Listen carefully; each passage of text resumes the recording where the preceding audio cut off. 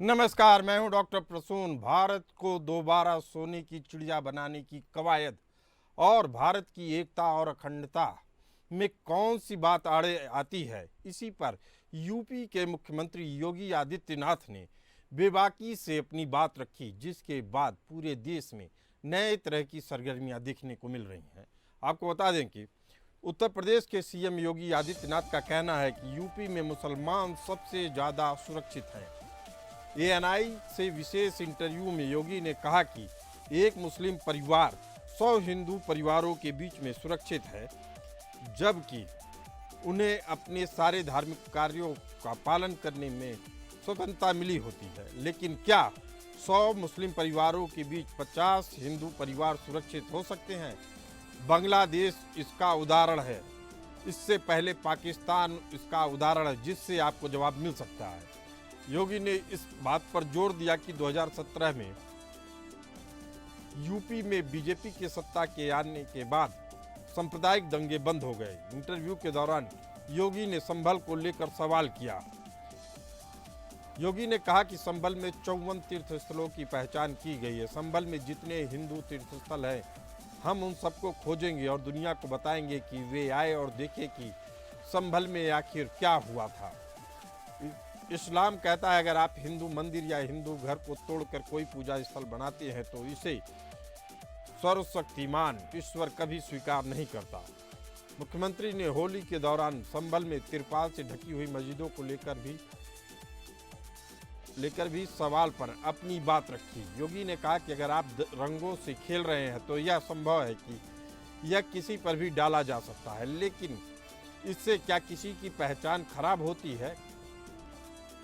मुहर्रम के दौरान जुलूस निकलते हैं, क्या उनके झंडे की छाया या हिंदू घर या हिंदू मंदिर के पास नहीं पड़ती है? क्या इससे घर अपवित्र हो जाता है? किसी को भी रंग डालने की सख्त निर्देश है, किसी को भी रंग नहीं डालने के सख्त निर्देश है जो इससे सहमत नहीं है। लेकिन फिर सवाल उठता है कि क्या इस तरीके से बर्ताव करने वाले लोग रंगीन कपड़े नहीं पहनते हैं? आप रंगीन कपड़े पहनते हैं तो अगर आप पर रंग डाला जाता है तो क्या समस्या पैदा होती है? ये दोहरे मापदंड क्यों? आप एक दूसरे से गले मिले। कई मुसलमानों ने हमारे साथ होली खेली है। योगी आदित्यनाथ ने मथुरा में मंदिर मस्जिद विवाद पर भी खुलकर अपनी बात रखी। सीएम योगी ने साफ कर दिया कि हमारे आराध्य की जन्मभूमि पर भी मुस्लिम चरमपंथियों के दावे को किसी भी कीमत पर स्वीकार नहीं किया जा सकता। सीएम योगी ने कहा कि मथुरा की बात क्यों ना उठाऊं? क्या मथुरा श्री कृष्ण की जन्मभूमि नहीं है? हम कोर्ट के आदेश का पालन कर रहे हैं, वरना बहुत पहले ही बहुत कुछ हो गया होता। सनातन हिंदू धर्म के सभी महत्वपूर्ण स्थान हमारी विरासत के प्रतीक हैं। संभल और बहराइच में आयोजित गाजी सलार मसूद मेले का जिक्र करते हुए उन्होंने कहा कि नए भारत में हमलावरों के लिए कोई जगह नहीं है। योगी आदित्यनाथ ने कहा कि मसूद जैसे लोगों का महिमा मंडन करना असल में भारत देश की सभ्यता और संस्कृति का अपमान है। वक्फ संशोधन विधेयक पर उत्तर प्रदेश के मुख्यमंत्री योगी आदित्यनाथ ने कहा कि मस्जिदों पर कब्जा करके भाजपा क्या करेगी? वक्फ के नाम पर कितनी जमीन पर कब्जा करोगे? वे गुमराह कर रहे हैं। इन्होंने वक्फ के नाम पर एक भी कल्याणकारी काम नहीं किया। इन्होंने अपने निजी लाभ के लिए वक्फ संपत्तियों को बेचा है। आपको ये शक्ति किसने दी कि आप किसी की भी जमीन पर कब्जा कर लें? वक्फ संशोधन विधेयक आज की आवश्यकता है। ये देश के और मुसलमानों दोनों के हित में होगा। न्यूज एजेंसी एएनआई के साथ पॉडकास्ट में सीएम योगी आदित्यनाथ ने आरोप लगाया कि कांग्रेस और इंडिया गठबंधन में उसके सहयोगियों ने 2024 के लोकसभा चुनाव को प्रभावित करने के लिए अमेरिकी अरबपति जॉर्ज सोरस के पैसे का इस्तेमाल किया। ये वही जॉर्ज सोरस है जो भारत के खिलाफ लंबे समय से षड्यंत्र रचता रहा है। उसने अपनी नफरत भी भारत के खिलाफ कई बार जाहिर की है। योगी ने ऐसा करने वालों को देश में और देश के साथ गद्दारी करने वाला करार दिया। सीएम योगी आदित्यनाथ ने आरोप लगाया कि अमेरिका के अरबपति जॉर्ज सोरस के पैसे लेकर कांग्रेस और इंडिया गठबंधन के कई अन्य दलों ने साल 2024 लोकसभा चुनाव को प्रभावित किया। इन पार्टियों का यह काम देशद्रोह की श्रेणी में आता है।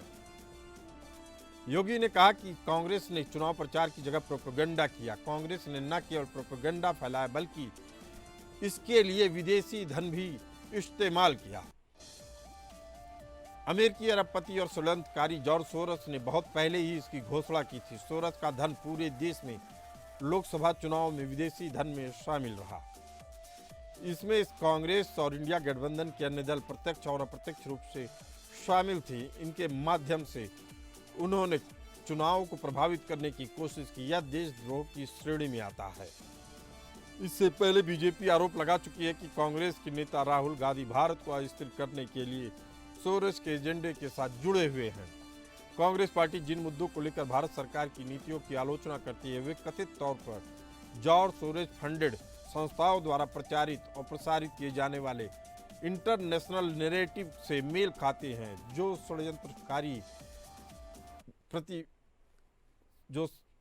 षड्यंत्रकारी भूमिका निभाते हैं। यूपी के सीएम योगी आदित्यनाथ ने साफ कर दिया है कि यूपी की गौरवशाली पवित्र भूमि पर तुष्टीकरण की राजनीति का कोई स्थान नहीं है, लेकिन इस कोशिश में लगा विपक्ष बाबा साहेब भीमराव अंबेडकर के साथ भी धोखा कर रहा है। मुख्यमंत्री ने स्टैंड अप कॉमेडियन कलाकार कुणाल कामरा को लेकर हाल में हुए विवाद पर बात की। उन्होंने कहा कि कुछ लोगों ने देश को और विभाजित करने के लिए अभिव्यक्ति की स्वतंत्रता को अपना जन्मसिद्ध अधिकार मान लिया है। अभिव्यक्ति की स्वतंत्रता का इस्तेमाल करके भारत के ऊपर हमला करने के लिए किसी भी तरीके से जायज नहीं ठहराया जा सकता। यह दुर्भाग्यपूर्ण है कि कुछ लोग देश को विभाजित करने और विभाजन को और गहरा करने के लिए अभिव्यक्ति की स्वतंत्रता को अपना जन्मसिद्ध अधिकार मानते हैं। कर्नाटक में 4% अल्पसंख्यक आरक्षण वाले विधेयक पर सीएम योगी ने कांग्रेस पार्टी की तीखी आलोचना की। सीएम योगी ने कहा कि कांग्रेस के नेतृत्व वाली कर्नाटक सरकार द्वारा धर्म के आधार पर आरक्षण देकर असल में कांग्रेस बाबा साहेब भीमराव अंबेडकर के संविधान का अपमान कर रही है। इन्हीं मुद्दों पर बात करने के लिए हमारे साथ मौजूद हैं शशिकांत तिवारी जी, नेता बीजेपी, सुमित गर्ग, प्रवक्ता कांग्रेस, और रवि अरोड़ा जी, राजनीतिक विश्लेषक के तौर पे। आप तीनों मेहमानों का बहुत बहुत स्वागत है। पहला सवाल बीजेपी नेता शशिकांत तिवारी जी आपसे। मथुरा को लेकर योगी आदित्यनाथ जी ने बड़ा संदेश दिया है। अब जब इस तरह का संदेश दे रहे हैं तो खुलकर मथुरा में मंदिर निर्माण की तारीख भी बता देते, दिक्कत क्या है?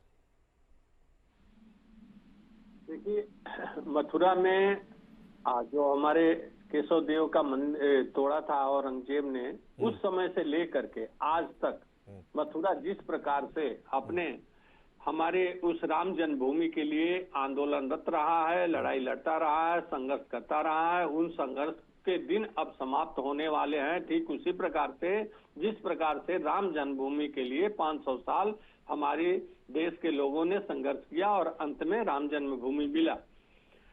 एकदम तत्काल कोई डेट तो राम जन्म मंदिर का भी, राम जन्मभूमि का भी नहीं बताया गया था, लेकिन आज आपके सामने खड़ा है, ये भी खड़ा होगा। एकदम डेट बताना और खड़ा करना दोनों अलग बातें हैं। लेकिन सवाल ये उठता है शशिकांत तिवारी जी, तो फिर मकसद क्या है इस तरह की बातें करने का? जब डेट बताना बता दीजिए। नहीं, डेट ही बताने से काम नहीं चलेगा, उसके लिए काम करना पड़ेगा, संघर्ष करना पड़ेगा, उसके लिए सारी चीजों पे आगे बढ़ना होगा। किससे संघर्ष करना होगा? संघर्ष इस बात के लिए कि वहां हमारा राम कृष्ण जन्मभूमि मंदिर बनेगा, कॉरिडोर बनेगा, भव्य मंदिर बनेगा, ठीक उसी तरह बनेगा जिस तरीके से अयोध्या में बना है। चलिए ठीक है। वह हिंदुओं का है, हिंदू कृष्ण भक्तों का, वह जो स्थल है वो कृष्ण भक्तों का है। लेकिन जब भी न्यायिक प्रक्रिया जहाँ पे इन्वॉल्व होती है तो वहां सरकार डायरेक्ट या कार्यपालिका या ब्यूरोक्रेट डायरेक्ट कोई हस्तक्षेप नहीं कर सकते हैं। तो चल रहा है, मामला चल रहा है वहाँ। चलिए डॉक्टर सुमित गर्ग जी, मथुरा कृष्ण की जन्मभूमि है, इससे कौन इनकार कर सकता है? और जिस तरीके की बातें अब यूपी के मुख्यमंत्री कर रहे हैं उसका क्या संदेश आपके जरिए समझा जाए? प्रसून जी नमस्कार। प्रसून जी, बर्बाद गुलिस्ता करने को बस एक ही उल्लू काफी था। हर शाख पे उल्लू बैठा, अंजाम गुलिस्तां क्या होगा। इस देश के हुक्मरानों ने जो पिछले एक दशक से ज्यादा इस देश पर शासन कर रहे हैं, इस देश का ये हाल बना दिया। जब वो ये कहते हैं कि ये खतरे में, इनसे खतरा है, तो वो कह के कहीं ना कहीं अपनी शासन प्रणाली पर प्रश्न चिन्ह लगाते।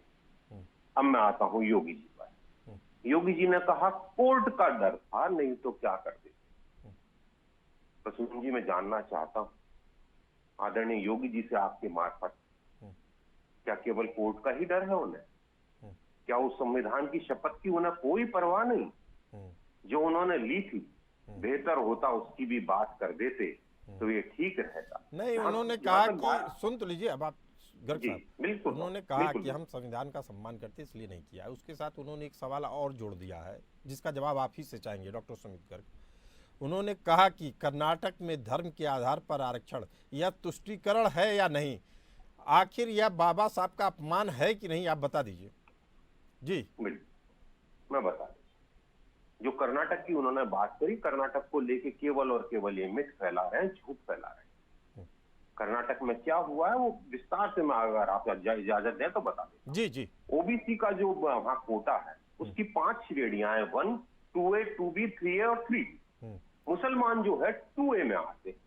जब इस, और ये आज से नहीं चल रहे, जब येदियुरप्पा जी सीएम थे तब भी था, बोमई साहब थे तब भी था, और भाजपा नहीं, गर्ग साहब, बीजेपी के शासन काल में उनको अलग किया गया था। धर्म के आधार पे इस चीज की बात एकदम साफ आई थी कि धर्म के आधार पे किया जा रहा है। इसका वर्गीकरण आप ओबीसी में नहीं कर सकते हैं। जी बिल्कुल बिल्कुल बिल्कुल नहीं, आप उसको गलत दिशा में लेके जा रहे हैं। मैं बता देता हूँ, ओबीसी का जो वर्गीकरण किया गया था वो यही किया गया था, वो आज भी है। मैं ओबीसी वर्गीकरण की बात कर रहा हूं।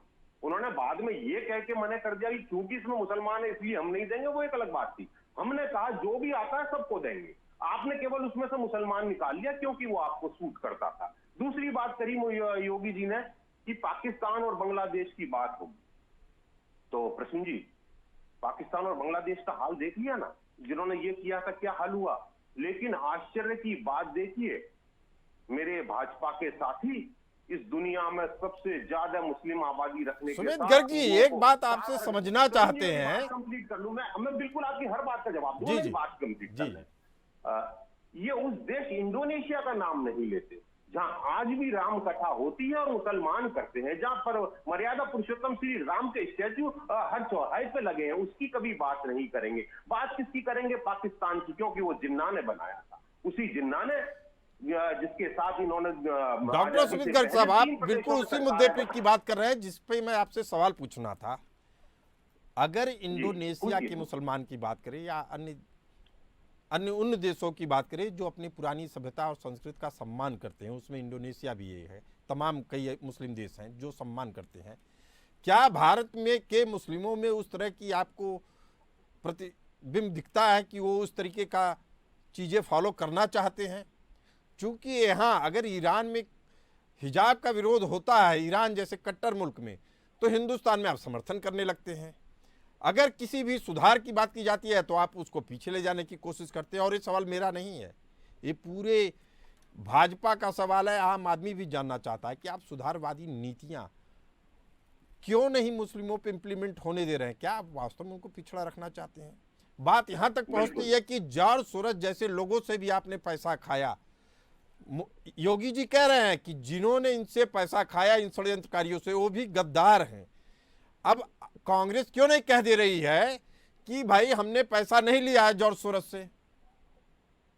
बिल्कुल प्रसून जी, जॉर्ज सोरस की जहां तक बात है, अगर कोई वो ये कह रहे हैं कि उनसे मिलने वाला, पैसा लेने वाला गद्दार है, तो मैं इनको वापस फ्लैशबैक में ले जाता हूं। जॉर्ज सोरस सबसे पहले इस देश में अटल जी के समय में आया, और जॉर्ज सोरस ने सबसे पहले पैसा इस देश को 2014 डॉक्टर सुमित गर्ग, अगर जॉर्ज सोरस पहली बार कब आया इसका अगर मैं उल्लेख करूंगा तो फिर कांग्रेस का ही दायरा होता। अटल जी के समय में नहीं आया है। मैं आपको फिर बता रहा हूँ, 1963 से वह अपनी गतिविधियों को चालू कर चुका था। देखिए, आप अगर अटल जी का नाम नहीं लिए होते तो मैं आपको टोकता नहीं।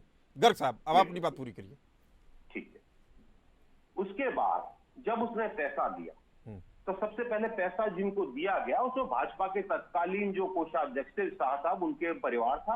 और तो और आज के जो अपने विदेश मंत्री जो हैं आदरणीय जयशंकर साहब, उनके जो पुत्र हैं ध्रुव जयशंकर, जिस कंपनी में काम करते हैं उसको ऐड भी जॉर्ज सोरोस की कंपनी करती है, पहली बात। दूसरी, अगर हम तो कहते हैं ठीक है, अगर कुछ गलत हो रहा है तो ये सरकार बातें क्यों करती, कार्रवाई क्यों नहीं करती?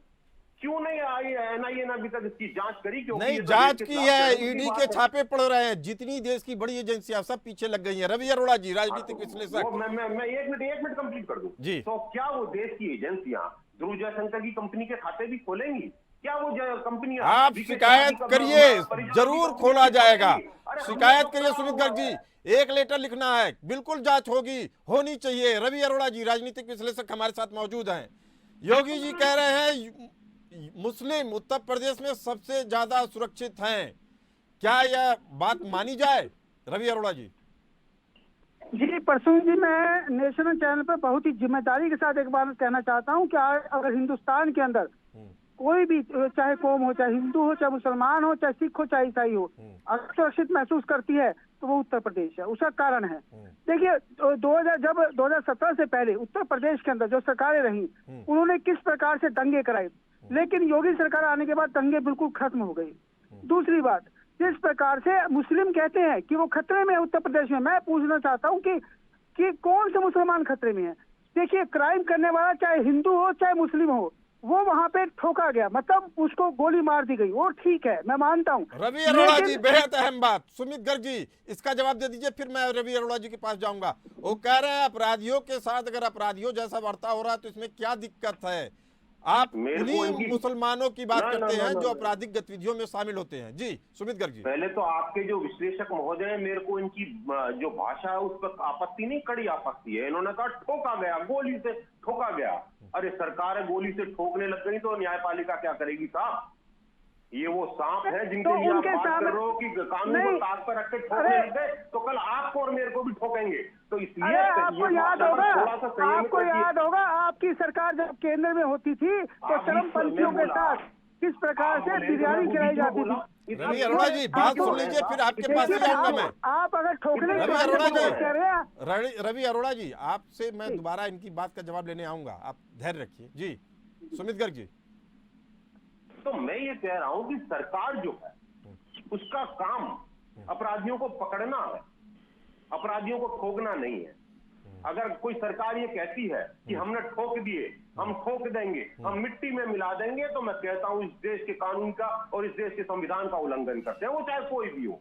तो इसलिए मैं कहना चाहता हूं इस बात पे मैं कहना चाहूंगा कि देश की लोकतंत्र की आत्मा को कुचलकर, देश के कानून को अपनी एड़ियों से रगड़कर अगर आप चाहते हैं कि ऐसे अपराधियों के ऊपर कोई नरमी बरती जाए तो देश की जनता इसको स्वीकार करने को तैयार नहीं है। न्याय मैंने कभी नहीं कहा, माफी चाहूंगा प्रसून जी, मैंने कभी नहीं कहा नरमी बरती जाए, 1% भी नरमी नहीं बरती जाए। लेकिन उनका भविष्य क्या होगा ये देश की न्यायपालिका तय करेगी, सरकारें तय नहीं करेंगी। सरकारें उनको सजा नहीं सुना सकती, इसके लिए न्यायपालिका क्या करेगी फिर? रवि अरोड़ा जी, कानून का शासन चलेगा या सरकार का शासन चलेगा? रवि अरोड़ा जी, बड़ी बात कह रहे हैं सुमित गर्ग जी, किसका शासन चलना चाहिए? रवि अरोड़ा जी। परसुन जी, मैं एक बात बताना चाहता हूं कि जिस प्रकार से अतीक अहमद, जिस प्रकार से मुख्तार अंसारी को इंसाफ का बेशक से जैसे भी वो मारे गए, लेकिन कहीं ना कहीं उत्तर प्रदेश की जनता के साथ इंसाफ हुआ और ऐसे लाखों लोगों को इंसाफ मिला। और सबसे बड़ी बात यह एक उदाहरण नहीं है, ऐसे बहुत से उदाहरण मिल जाएंगे, लेकिन सच्चाई ये है कि उत्तर प्रदेश का जो जंगल राज हुआ करता था, जिस प्रकार से वहां पर पिछली सरकारों में लोग डरते थे, मैं मानता हूं, मैं दिल्ली में रहता हूं तो दिल्ली में रहने वाले लोग उत्तर प्रदेश जाने से डरते थे, लेकिन आज दिल्ली के लोग उत्तर प्रदेश में रहना पसंद करते हैं, पहली पसंद बन चुके हैं योगी आदित्यनाथ। अच्छा रवि अरोड़ा जी, इतना बता दीजिए आप मुझे कि क्या इसके पीछे तुष्टीकरण की नीति अभी भी विपक्षी दलों की है या उसमें कुछ बदलाव आया है? जी परसुन जी, देखिए यह बात समझने वाली है कि देश की आजादी से लेकर अब तक तुष्टीकरण की राजनीति ही काबिज रही। क्यों? क्योंकि सबको मालूम था कि जो मुस्लिम हिंदुस्तान में रहे हैं उनके साथ मिलाकर जातीय समीकरण बनाकर सरकार बनाना बहुत आसान है।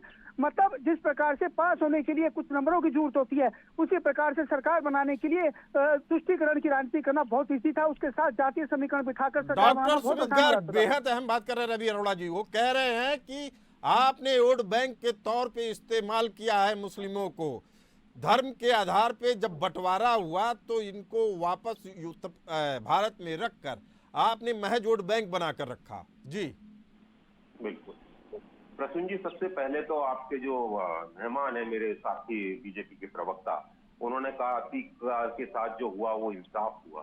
भाई रवि अरोड़ा जी ने कहा और राजनीतिक नहीं। विश्लेषक हाँ, के तौर पे शशिकांत तिवारी जी ने नहीं कहा। माफी चाहता हूँ, स्क्रीन मेरे सामने नहीं है। जी तो ये इंसाफ मुझे नहीं पता आप किस परिदृश्य में कह रहे हैं, लेकिन मैं ये कह देता हूं जो वो हुआ वो इस देश के कानून के साथ अन्याय हुआ, इस देश के कानून का चीराहरण हुआ। और कोई अगर सपोर्ट करता है तो मैं कहता हूं वो कानून में विश्वास नहीं करता, देश की न्यायपालिका में विश्वास नहीं करता। शशिकांत तिवारी जी, जो हुआ उत्तर प्रदेश में और जो हो रहा है उत्तर प्रदेश में, क्या कानून का शासन है या कुछ और चल रहा है?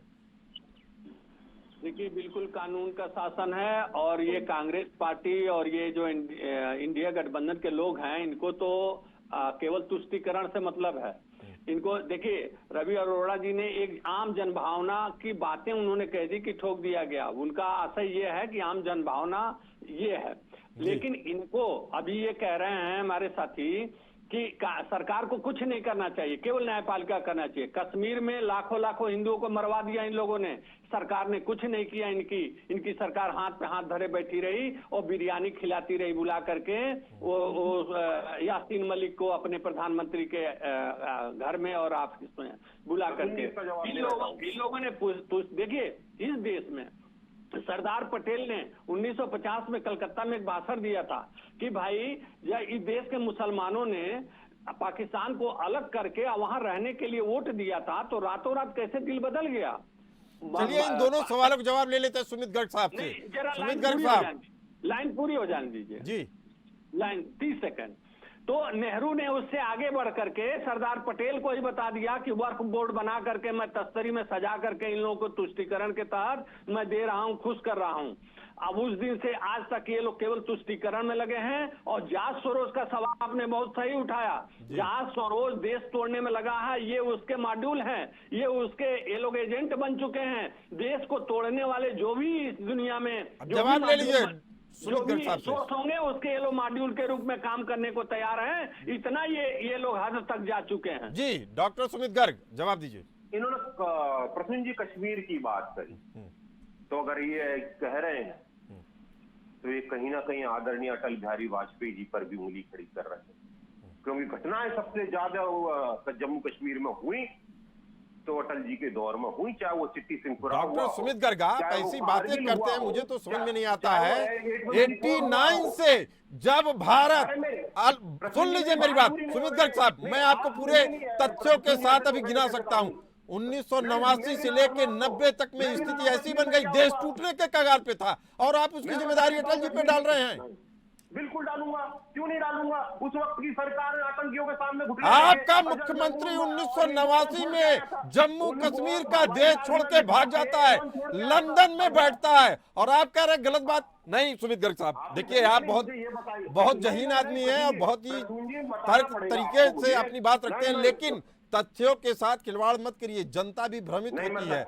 मैं आपको अपनी जनता को बता देना चाहता हूं कि 1989 और 90 में देश बंटवारे की कगार पे पहुंचा था। तो कैसे काम चलेगा? नहीं प्रसून जी, ऐसे मैं आप ही पे आ रहा हूं, लेकिन तथ्यों के साथ रखिए। आपने क्या बात की कि जो आतंकवादी थे, चाहे वो मसूद अजहर हो, चाहे ये जितने भी आतंकवादी थे जो आज भारत में सबसे ज्यादा जिन्होंने आतंक फैलाया, उनको हवाई जहाज में बिठा के कौन छोड़ के आया था? कोई बात करता है? आप हम पे आरोप लगाते हो। अरे भाई, अगर उनको उस वक्त नहीं छोड़ के आया हुआ होता तो ना करते देश के 5 से 10 हजार जाने बचाई जा सकती थी, लेकिन सरकार ने घुटने टेके। सुमित गर्ग साहब, उस समय के अखबार साफ तौर पे कहते हैं कि कांग्रेस इस मसले पे पूरी तरीके से चुप्पी साधे थी, ना वो छोड़ने के पक्ष में थी या नहीं छोड़ने के पक्ष में थी। नहीं सुमित गर्ग साहब, अगर आप राजनीतिक दल हैं तो आपको अपना पक्ष रखना होगा और गलत तथ्यों के साथ इस तरह की बातें नहीं चलेंगी। सुमित गर्ग साहब, आपको भी अपने पार्टी के साथ, देश के साथ भी न्याय करना होगा। डॉक्टर सुमित गर्ग, आपके साथ देश के साथ भी न्याय करना होगा। मेरे को यही कह रहा हूं, आपको अपने दर्शकों के साथ न्याय करना पड़ेगा। आप चाहते हैं एक तरफा बात पहुंचे, आप मेरी बातें रोकते हैं, ये ठीक नहीं है। मैं आपको 1 मिनट दे रहा हूं, आप अपनी बात पूरी करिए। और इस देश के स्वतंत्र मीडिया के लिए भी ठीक नहीं है कि आप जब भी डॉक्टर सुमित गर्ग 1 मिनट के लिए आप अपनी बात रखिए पूरी तरीके से, आपको कोई नहीं रोकेगा। बिल्कुल, आप बात मेरे को बीच में रोकते हैं जब मैं बीजेपी के को आईना दिखाने की कोशिश करता हूँ, गलत तथ्यों के साथ रखते हैं तब मैं टोकता हूँ आपको। अरे कैसे, अरे क्या बात करते हो? जसवंत सिंह जी छोड़ के नहीं आए थे मौलाना मसूद अजहर को, हाफिज सईद को छोड़ के नहीं आए थे, जगह को छोड़ के नहीं आए थे, क्या ये गलत तथ्य है? आप कह दीजिए गलत से नहीं छोड़ के आए थे, वो हवाई जहाज में बिठा के मैं आपके चैनल पर आना क्या? तो डॉक्टर सुमित गर्ग आप ये कह रहे हैं कि उन्होंने छोड़ के आया इसीलिए आतंकवाद बढ़ गया 70 साल से। अरे हजारों जान उस कारण के गई अटल जी को निर्णय कारण, उसकी कोई बात करने को तैयार नहीं है। बात करने के लिए तैयार है, अगर सुमित गर्ग साहब आप तैयार हो तो हम अगले शो में इसी पे डिबेट रख लेंगे, अगर आप तैयार हो तो। फिर जो तथ्य निकलेंगे उसके लिए बड़ी दिक्कतें होंगी। शशिकांत तिवारी जी 30 सेकंड में अपनी बात पूरी करिए, 30 सेकंड में। देखिए प्रसून जी, ये वो पार्टी है, अभी औरंगजेब को ये लोग महिमा मंडित कर रहे हैं, इनके इंडिया गठबंधन के लोग, इन्होंने निंदा नहीं की। चलिए, समय की कमी के कारण इस चर्चा को यहीं विराम देना पड़ रहा है। आप सभी मेहमान आए और अपने व्यूज से हमारे दर्शकों को जागरूक किया, आप लोगों का बहुत बहुत धन्यवाद। फिलहाल इस चर्चा में इतना ही, हमें दीजिए इजाजत, चलते रहिए एपीएन न्यूज के साथ।